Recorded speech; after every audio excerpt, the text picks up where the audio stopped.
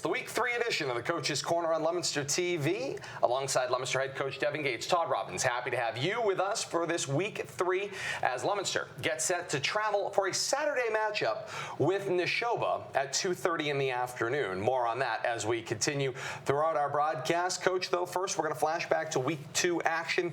A tough 14-13 loss to Doherty.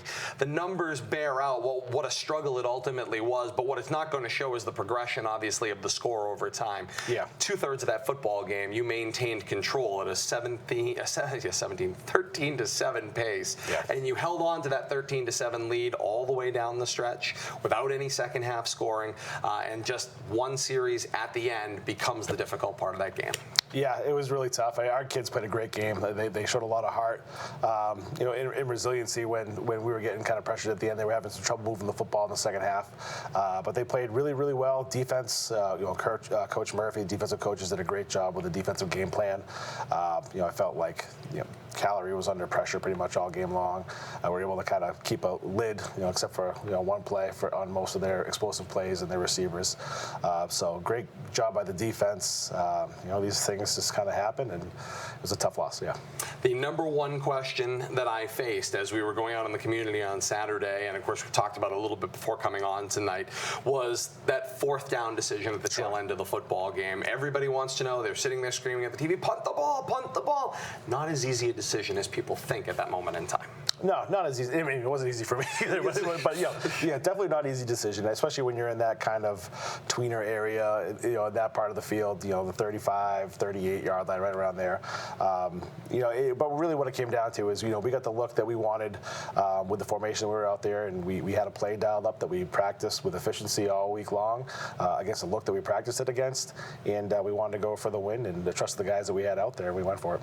Boiling the game down, of course, to just that one play and that one decision before the drive on the other side discounts the other 47 minutes that went absolutely your way as far as control went. You dictated the game for the 47-odd minutes of the game, other than maybe the early drive where they scored, which means you took the game to them in the way you wanted to have things progress. So it's hard to turn around and basically boil this game down to one decision on one play late in the fourth quarter. Sure. I talked to our guys, our coaches, our players, and there were about 1,000 little mental mistakes, little things that we, if we had taken care of the other way, we shaved 40 seconds, 7 seconds off the clock already. So, and the game could have been won a long time before that for us. Both coaches and players alike. So we're working to get better. We're taking steps in the right direction.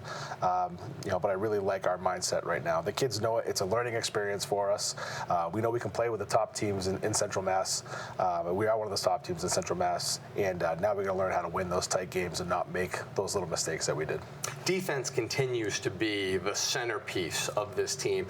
And as far as dictating the pace went, they were kind of leading that charge in dictating control of the game, keeping Doherty from being able to do what they wanted to do downfield game plan-wise. The things that, if you were to look at the game plan in the video against Algonquin, you guys were able to neutralize a lot of that going into this football game, and obviously throughout the course of this football game. Talk about that defense and the control they have, and obviously the front and the linebacking core that are kind of pushing and causing the disturbancing up front. Sure. I mean, Coach Murph does a great job pushing them all week long. We kind of practice against every formation, every look we're going to get. So the guys know the checks. They communicate up front. The secondary's gotten a lot better in terms of their knowledge of the scheme that we're running, how to communicate it, how to execute it. So I really was pleased with the progress that they showed in this game. It's just really they really play tight as a unit, and they're really playing with a lot of confidence right now, and that's due to Coach Murph and how he's coaching them up. If you were to, of course, look at your offense, who seemed confident and like they were able to do what they wanted to do at certain points, it never quite led to the results and the points and the bounty that you would think with the amount of opportunities they had that you would be able to take away, from that, especially with the lack of second half scoring. What changed from that first half to the second half, and obviously what dictated what you guys were able to produce and score? Well, we came out and tried to run the ball again like we did against Westfield, and Doherty, excuse me, did a great job of putting extra guys at the point of attack and really, have given us a tough time as far as pushing the front and executing the way we wanted to execute. With the defense playing really well, it allowed us to kind of open it up in the second quarter a little bit, something that maybe isn't quite our game, but it was able to create a little bit of space for us to move the ball a little bit. And then they adjusted in the second half as well too. Coach Mulcahy's a great coach, and he knows how to adjust. He's seen everything. And for us to try to find, it was just really kind of a war of attrition there in the middle, just trying to pick up what we could to try to scrape and get some first downs, maybe complete a couple passes and move the ball and take time off the clock. But I felt that. There was some times we had some stuff open, but maybe with the game being as tight as it was, not taking too many chances downfield. But there were some things there that we're going to build on the upcoming weeks. First half of the game, of course, produced 13 points, and I thought what was most interesting is we were just talking about how successfully your defense took away what Doherty wanted to do. There were definitely things that had worked out in week 1 for you they were able to review on video that you weren't able to do in week 2. So both of you kind of canceled each other out on just good film review and preparation for the football game. Absolutely. I mean, they had a great game plan against us in terms of our power run stuff and what we wanted to do. They put their best players at the point of attack, and we really had a tough time of moving them. Like I said, the same thing for us. So we kind of know protection-wise what they were trying to do and the schemes that they're trying to run, and being able to mix up our looks a little bit with what they wanted to do, I think definitely took them by surprise a little bit, or it definitely made the delay in the decision-making process by the quarterback. And if there's any delay in his process, with our defensive front, it's going to be tough to get the ball off on time and get it where it needs to go. So I thought both sides, I think we both had a good defensive plan, Doherty and ourselves, to try to take away what our strengths are offensively. And then I thought both sides did a good job making some adjustments to be able to move the ball a little bit. So it was a great chess match with Coach Mulcahy, and I just wish we had. We wish we could have taken another 40 seconds off the clock someplace. No, that's all. Let's talk about that closing drive a little bit. You've had a chance to review it now to this point, and we've talked about it. It's a receiver who was out of the football game. Brandel Orr, who had gotten injured earlier, comes back into this football game and is not only able to make a contribution on one play, but is able to make a contribution on probably the 2 biggest plays of the football game, period, regardless of anything else that had happened at that point in time. What did you see when you went back and looked at the video? Was it just something where somebody had lost control of where that person was on the field, or obviously he was somebody that none of us were looking for until I saw him come up with the football twice over? Well, I think the first time we were trying to contain and keep everything in front of us too, and they hit a nice slant that gave him some extra yards, but without any timeouts on the clock. We were just trying to keep everything in the field of play. So if they had to get up there and wind it again, and try to have that clock tick as much as possible. In the second play, the kid just made a great play. He just used his speed, got down the sideline. Calorie made an unbelievable throw. And we didn't take as great angles as we normally do. And like I said, those are learning moments for us, and to be in that situation and to not execute the way we've been taught to execute. You hate to see it happen in that fashion where we have to lose a game and lose it in a heartbreaking fashion, but now these kids have that experience, and now we can look back upon that if we get in close games again this season. Once you get down to, of course, they've hit 2 back-to-back plays, and you're now driven up against your own goal line in such a quick moment after them having such futility on offense through most of the football game.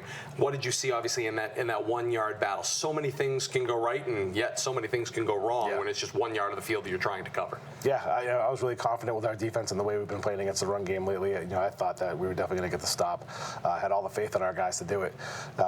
They just were able to collapse the front and squeeze in, and we made it real tough for them, but they were able just to push across and just enough to get the points. How easy did making the 4th down decision to go for it instead of punting, how much confidence did you have knowing how well your defense had been playing in that game? Is that something that makes that decision to go for it in that situation a lot easier? 100%. I had all the faith in our defense. They hadn't been able to have any big plays on us all night long.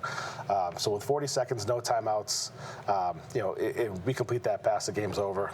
Like I said, we got the look that we wanted to against a play that we executed very well during the week of practice. Hit something similar earlier in the game. So that coupled with the defense, how well the defense was playing, I had all the confidence in the world in our guys to go out there and execute it. So 14-13, the Blue Devils dropped their Week 2 matchup with Doherty and even their record at 1-1 on this early 2019 season. Leominster not the only one that faced some difficult football games out there. It was a tough night for home teams all around the region in Week 2. Take a look at some of these scores, and home teams had their struggles. In an early afternoon matchup, Neshoba took it to Marlborough, that of course being Leominster's Week 3 opponent coming up this week, a 35-14 margin there. Shepherd Hill downs Algonquin on the road, 41-38. Shrewsbury in a Saturday afternoon game, a one-touchdown winner over Westboro, maybe a little bit closer than some people thought that football game would have been on paper. Tantascwa goes into Crocker Field, new look, clean look, great work by their folks to get that Crocker Field together, and a tough 17-10 loss there. And Everett goes into Pioneer Field in Shrewsbury and takes a 32-27 win from St. John's, putting the Pioneers at 0-2 on this early season. So Week 2, not kind to many people out there on the field. Coach, what have you seen? Obviously, you get a chance to, through your video review and preparing for each of your successive opponents, you get a chance to see some other members of the league as well. What have you seen from this league thus far over the first couple of weeks? To me, the word I'm seeing is a lot of parity. Oh yeah, absolutely. The parity, I mean, just a similarity in some of the schemes that a lot of the teams are running, but also the personnel that they have. You know, there's been it's a lot of teams are almost like carbon copies of each other. But I see a lot of physical football. You know, I see teams executing at a high efficiency rate. You know, and I see surprisingly some of the teams that are usually perennial powers are maybe having a down year with some schools. So. I do. That's why I think this year more than any that I've seen in the recent past, and I haven't had, I've had my eye on Central Mass through coaching college football the last couple of years, but not as intently as I do right now. But yeah, it seems that there is quite a lot of parity across the board in all divisions. And parity and scheduling will be a part of this one. Let's take a look at Leominster's upcoming schedule.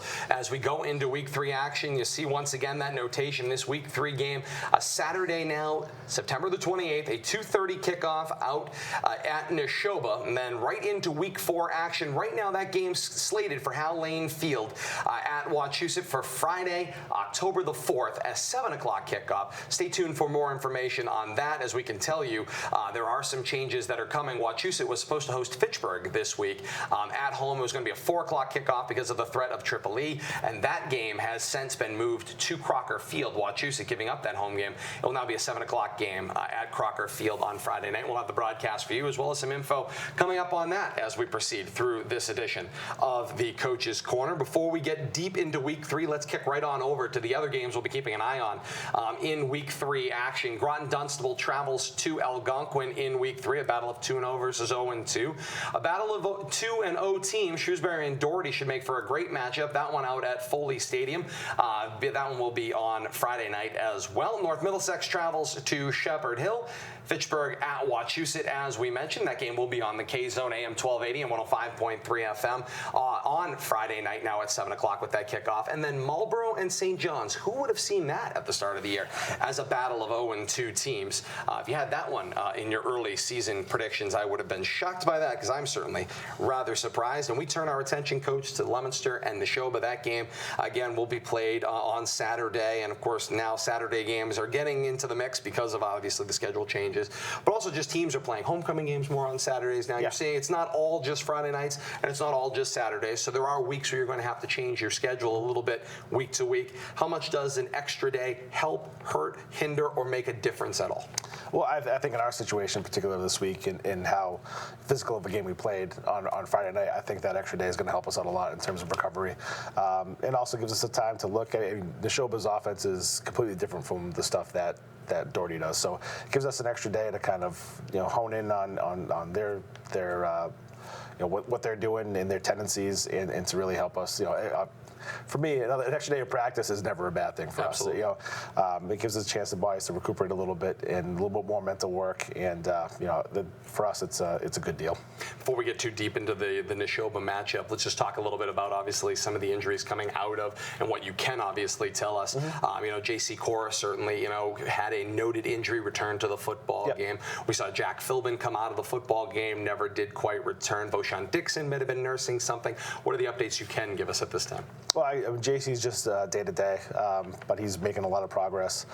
Same thing with Jack Philbin, and Voshon was at practice today, doing fine. So I don't expect any drop off from Voshon right now. So we're in a better spot than I originally thought. I'm not going to go into detail, kind of what things going on, but we're definitely. It was probably the best case scenario given some of those injuries. So we're feeling pretty good about it right now. All right, we'll see the team out there on Saturday, Coach. Neshoba, from year to year over year, probably another one of those programs, obviously coming off of another state championship year, in their division. But other than maybe St. John's and St. Bernard's, as far as public schools go, year over year, they are one that is very talented at not necessarily having lulls and reloading. They have success, and they just come right back the next year with a whole different crop. Yeah. The attribute consistency and success got to be impressive. Oh, absolutely. Coach Tucker does a phenomenal job, and this dates back to when his father was the coach there too, and Ken did a great job. Those guys know how to run a football program, and they know how to keep kids invested, and they know how to structure offense and defense, and to develop their kids so that there's not drop off from year to year.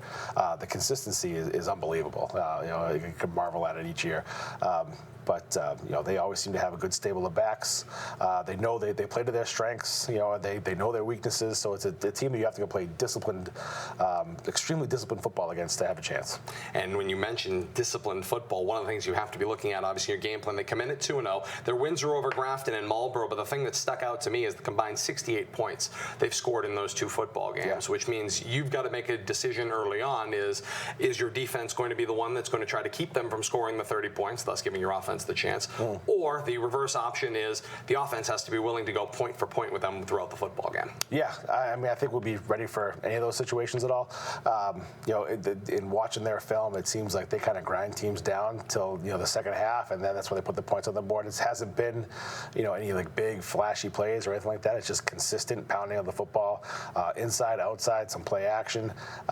But they're able to. I think I have 3 or 4 backs that they use consistently, so there's constantly fresh legs in there. The line does a great job. They know their scheme, inside and out, and they just stick with it. They don't panic, and by the time third quarter runs around, you're seeing all these things over and over and over again, and complacency kind of sets in, and next thing you know, they rip off a big run, or they're able to keep the drive going and score a short touchdown. But it seems that most of their points are coming in the second half after they've kind of made adjustments and worn teams down. You mentioned the distinction between Doherty and Neshoba, and I think about how the schedule usually lines up in this league. Sometimes it's every other week. You're going from spread downfield passing to some kind of an old style, pack it all in, running backs going in every direction, try to track the football. Your schedule kind of worked out in a way is you'll have Neshoba, Wachusett, and Shepherd Hill back to back to back, all of whom principally have about 3 running backs that they like to distribute the football with and a mobile quarterback, and they basically play the hide and seek game with the football coming out of the back. Yeah, it's a shell game, it's kind of fortunate that it worked out that way. That there's not that much disparity from week to week. We gotta change our mindset from week to week there. But that being said, like I said, you have to play so disciplined against that, because as soon as you step a wrong way, their line's going to be on you, and you're not going to be able to recover, and they're off to the races. So being aggressive, but being disciplined and being able to adjust to some of the nuances that they do, some of the motions and stuff like that. Being able to identify and communicate really quickly. Right before the snap of the ball is going to be key for our guys. So we're looking forward to the challenge, and I think it's going to be a great matchup. The thing I noticed on video with Neshoba was just how well they seem to play that hide and seek game. The deception with their quarterback is really excellent. He will sell one way, and all of a sudden there's a little underneath handoff or something creative that gets the ball going in the opposite direction. As you mentioned, if you oversell in one direction, coming around the other side, you're in trouble. Yeah, absolutely. So it's important for our guys to really read their keys. If we're watching the ball and watching the backs, our eyes will get crossed up, and it's not going to be, that's not going to be conducive to success for us. So being able to keep our keys, play discipline, not chase the ball, is going to be huge for us. When you're looking as a defender into that backfield, and that obviously it's option A on the left, B straight in the backfield, or C on the other wing, is there a key you might be able to see pre-snap? Not necessarily on an individual opponent, but is there something you can see in the scheme that might point you in a direction things might ultimately end up going? Well, I think every team is going to have something that's going to tip it off a little bit. But I think for us, it just comes down to just being sound and not overreacting on the first the first step of anything.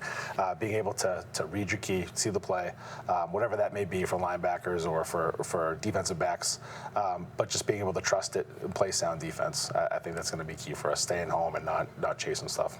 We mentioned the importance, obviously, of the offense putting up points, 13 in the first half. Last week, nothing in the second half. How important going into this football game is a complete game effort, knowing you've got to have points on almost every possession of the football game. Yeah. Yep. No, I think we're prepared to do that. I mean, we've made some adjustments to some of the stuff that we need to do, correct some of the mistakes that we had. Not that we're going to need to reinvent the wheel with anything at all. I just think we just have some better execution and maybe trying a couple things out of some new looks. I think that'll certainly help out to us. We really have to account for their linebacker number 44 and their strong safety number 27, free safety number 22. Those guys are really good football players. They fly to the ball. So being able to account for them on each play is going to be huge for us. When you obviously look back a little bit at last week's game and you talk about created opportunities, your special teams certainly created opportunities for you. We kind of were remiss in not mentioning the fact that you had Caden Constance 85-yard return to open the football game. You had a muffed punt that you got to the bottom of the pile and came out with. Yep. How important are those opportunities? And obviously, one led to a touchdown in the previous week. The other, not so much. Yep. How important is it to capitalize on those opportunities? Oh, it's huge. It's huge. You don't get a lot of chances like that. So to be able to have that short field and convert that into points, it gets your team feeling really confident in what they're doing. I think it also gets them hungry to go out and execute even better on special teams, on defense, going for those turnovers. Because if you can convert those into points, you're going to win a lot of football games. So. Leominster and Neshoba coming up this week here on Leominster TV and as well with our partners on the K-Zone AM 1280 and 105.3 FM. So a whole lot of football for you here in week 3 of action. It's doubleheader week, great week, as opportunities offer with schedules adjustments. We're very glad that the K-Zone was able to accommodate that change. So let's start first with our Friday night game that is going to be featured. It's going to be Fitchburg at Wachusett, as we mentioned to you. Some minor changes after we, of course, created the graphics, as luck would have it. So AM 1280, 105.3 FM, the live stream at WPKZstream.com, and the Facebook Live postgame. That will all go as per normal. A 7 o'clock kickoff now, with that game being played at Crocker Field in Fitchburg. 6:30 will be our countdown to kickoff on the radio side of things, and we'll have wall-to-wall coverage with that. Alongside of us, of course, is our partners at Rivalry Family Media, at Media Rivalry on Facebook and Twitter as well as Rivalry Family Media on YouTube. They will be along. That encore was originally scheduled for 9 o'clock when it was a 4 in the afternoon game. That encore presentation with full play-by-play and video will be available at 10 o'clock on Facebook Live following Fitchburg and Wachusett on Friday night. Then we flash ahead to Saturday, the second game of the doubleheader, the one that we feature here. It's Leominster traveling to Neshoba for a 2:30 Saturday afternoon kickoff, which means the countdown to kickoff on the radio side will begin at 2 o'clock, AM 1280, 105.3 FM, WPKZstream.com, and the live postgame on Facebook Live to boot as well. Again, wall-to-wall coverage on the radio side. Our partners, Leominster TV, with us at Comcast, Verizon, and the replays available on Leominster TV. They'll be on with a Facebook Live play-by-play, fingers crossed, beginning at 2:30. So stay with us for that as well. Whole lot of ways to participate. And of course, Coach, that trip up 117 is pretty close to pack the stand Saturday afternoon. We hear from a lot of people in the community year over year. Why don't they play more Saturday games? I got to work. Here is your opportunity. You're going to have two great teams in the region and a short drive to get there. Yeah, it should be a great atmosphere. It should be, from both sides. I'm hoping for a large crowd. The crowd on Friday night at Doyle was fantastic. Yes, it was. A lot of energy. So I'm hoping that we can keep that consistent, even though we're playing right up the street. And I'm looking forward to it. It should be a great atmosphere. Going to be a fantastic night and afternoon for Leominster and Neshoba coming up on Saturday. We'll be back with our next live edition of the Coach's Corner next Monday night, right here on Leominster TV, beginning at 6 o'clock. For Leominster High School head coach Devin Gates, Kate Robbins back in the control room. I am Todd Robbins. Until next Monday night, thank you so much for joining us. Be a part of this one coming up this weekend. Leominster and Neshoba on the K-Zone, Leominster TV, and for you with a ticket out to the field at Neshoba. Until next week, so long, everybody.